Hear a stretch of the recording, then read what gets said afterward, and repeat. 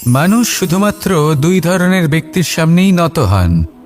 একজন হলেন তিনি যাকে তিনি সম্মান করেন, আর আরেকজন যাকে তিনি ভয় পান। এবার কোনো ব্যক্তি যদি আপনার সামনে নত হন, তাহলে তার পেছনের কারণ কি? আপনার প্রতি সম্মান নাকি আপনার প্রতি ভয়? সেটা আপনাকেই বুঝতে হবে। যদি আপনি এমন মনে করেন যে তাতে কি যায় আসে, ভয় হোক বা সম্মান, কেউ আমার সামনে নত তো হচ্ছেন, যদি এটা আপনার চিন্তা ভাবনা হয়, তাহলে আপনাকে মনে করিয়ে দিই, এই সময় বদলাতে বেশি সময় লাগে না। আজ যে ব্যক্তি আপনাকে দেখে ভয় পাচ্ছে, কাল এই ভয়ের সমাপ্তিও ঘটতে পারে। আবার এমনও হতে পারে যে তার কাছে অত্যধিক শক্তি চলে এলো। অনেক কিছুই হতে পারে।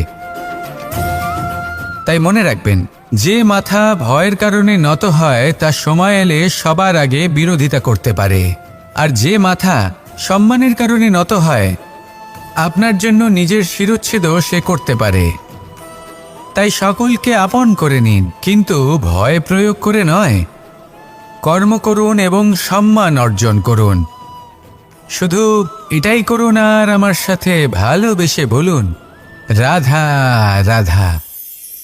ধন মানুষের জীবনের সবথেকে বড় প্রয়োজনীয়তা, সেই অস্ত্র যার দ্বারা মানুষের জীবনের অনেক সংকট দূর করে দেওয়া যেতে পারে,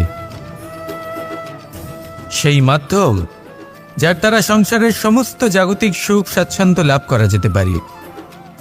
কিন্তু ধনের দ্বারা আমরা সব কিছু লাভ করতে পারি না। জাগতিক স্বাচ্ছন্দ্য আমরা লাভ করতে পারি, কিন্তু সুখ লাভ করতে পারবো না। সুখের উপকরণ আমরা লাভ করতে পারি, কিন্তু সুখের অনুভূতি লাভ করতে পারবো না। আনন্দ, সন্তোষ, প্রসন্নতা এগুলো ধন দ্বারা লাভ করা যায় না। কিন্তু হ্যাঁ, আনন্দ, সন্তোষ আর প্রসন্নতার সাথে যদি কোনো কাজ করেন, তাহলে অবশ্যই ধন লাভ করবেন। তাহলে আসুন আর এই প্রসন্নতার সাথে বলুন, রাধা রাধা।